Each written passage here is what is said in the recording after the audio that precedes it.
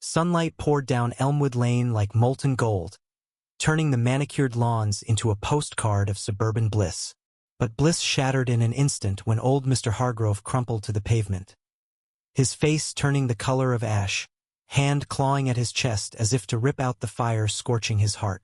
And there, in the middle of it all, stood Karen Whitaker, queen of the cul-de-sac, self-appointed enforcer of quiet hours, planted like a weed in front of her gleaming white SUV, which she jammed sideways to teach those noisy delivery trucks a lesson. How dare they wail through her neighborhood at 2 in the afternoon? Didn't they know she worked from home, crafting her perfect Instagram life between yoga flows and Chardonnay lunches? Karen's voice sliced the air sharper than the siren's howl. Turn that thing off. You're disturbing the peace. I pay taxes here. My taxes pave the street. Her cheeks flushed crimson, veins bulging in her neck like twisted roots. Oh, the audacity, the sheer, boiling nerve of an emergency daring to interrupt her sacred silence. The lead EMT, Jake Rivera, gripped the wheel until his knuckles bleached white. He'd seen it all: car wrecks, overdoses, kids with fevers spiking like wildfires. But this? A grown woman barricading his rig while a man wheezed his last breaths 20 feet away? Ma'am, please move your vehicle. This is a Code 3 heart attack. Jake's shout cracked with frustration, his chest heaving like bellows. The acrid tang of exhaust mixed with the faint, coppery whiff of fierce sweat from the passenger seat, where his partner radioed dispatch in clipped bursts. Unit 7, delayed response. Civilian obstruction. Send backup. Karen whirled, her acrylic nails flashing like talons. Obstruction? You're the ones blasting that racket. Call your supervisor. I want a complaint filed right now. She jabbed a finger at the ambulance, as if it were a naughty puppy. A sigh escaped her lips, long and theatrical, the kind that said, "Why must I always deal with incompetence?" But beneath it, a flicker, something oily and smug, the thrill of power. She'd done this before. Bullied the landscapers into silence, shamed the single mom next door for her unkempt minivan. This was her domain, her rules. Across the street, Timmy Ruiz, the college kid home for summer break, froze mid-scroll on his phone. The old man's gasps echoed like wet rasps in a tin can: gurgle, choke, pause. Timmy's stomach twisted, a cold sweat prickling his scalp. Heart attack. No way. He hit record, the lens capturing Karen's tirade in crystal clarity. Her wild gestures, the SUV's bumper kissing the ambulance grill, Mr. Hargrove's legs twitching feebly against the curb. Holy shit, Timmy muttered, breath hitching. Why isn't anyone helping?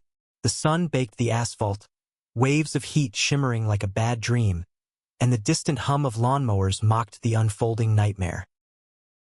Seconds stretched into eternity. Jake leaped from the cab, boots pounding pavement. Sir, hang on, we're coming.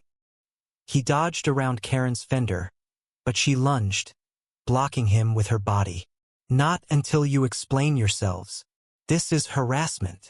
Her eyes darted, wild now, lips curling in that Karen sneer. Part fury, part fear of losing control. A subtwist hit like a slap. Mr. Hargrove's eyes locked on her, pleading. Not just any neighbor. The man who'd waved hello every morning for 15 years. The one who'd once fixed her leaky faucet without a bill. Recognition dawned in his fading gaze. Karen, help. She faltered just a beat. A sharp inhale, the scent of blooming jasmine from her yard twisting sour in her throat. But entitlement is a blindfold, thick and unyielding. Back off, she snarled at Jake, shoving his shoulder. The EMT stumbled, cursing under his breath. Timmy's video rolled on, the view count already ticking up as he live-streamed to his group chat. Yo, this is insane. Karen blocking ambulance? Backup screeched in. A second unit, lights blazing. Officers spilled out, faces thunderous. Step aside, ma'am. Now. One grabbed her arm. She shrieked, flailing like a cornered cat. Assault. I'm calling my lawyer.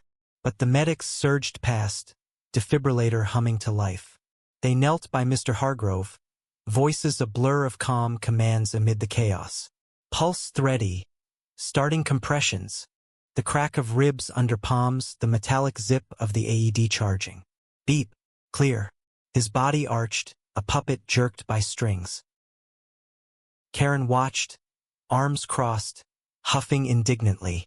The jasmine turned cloying, sticking to her tongue like regret she wouldn't name.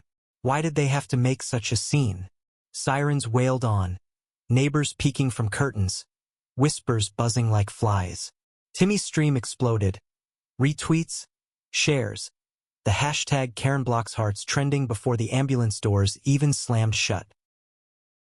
Mr. Hargrove stabilized en route, whisked to the ER where stents and prayers pulled him back from the brink. But the real storm brewed online. By evening, Timmy's video hit 1 million views.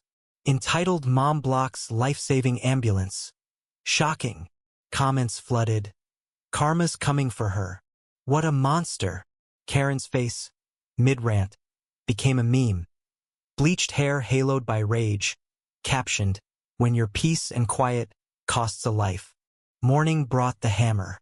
Her boss at the real estate firm, prim and proper, all about community values, called. Karen, the board saw the video. "You're effective immediately." Click. Her perfect feed crumbled. Clients ghosting, friends unfollowing. The Homeowners Association president barring her from the next bake sale. Outrage boiled in her chest. How unfair. A sigh rattled from her lungs, deeper this time, laced with the bitter tang of black coffee gone cold. She scrolled the comments, heart pounding. Hope she chokes on her privilege. Who were they to judge? Weeks blurred into a haze. Protests at her door, signs scrawled with "Heartless Karen." The thud of eggs on siding, the stink of rotting yolks under relentless sun. She barricaded inside, curtains drawn, the house echoing with her own ragged breaths. A twist gnawed. Isolation, the cruel mirror of her selfishness. One night, chest tight, she clutched the phone. 911? No, they'd laugh. Or worse, ignore her. Climax crashed on a rain-slicked dawn. Karen bolted upright, pain lancing her ribs like lightning. Gasping, she stumbled to the door, pounding on neighbors' frames. Help, please. But doors stayed shut, murmurs filtering through. Let her feel it. Rain hammered the roof, a relentless drumbeat of justice. She slid down the steps, alone in the downpour, the world she'd poisoned turning its back. In that flood, truth pierced. Entitlement isn't armor. It's a cage. Mr. Hargrove recovered, his story a rallying cry for kindness in the comments. Forgive, but remember, he posted, arm around his grandkids. And in the viral wake, a message rippled out. True strength isn't in blocking the way. It's in stepping aside for another's breath. Karma whispers, but cruelty screams. Choose to listen.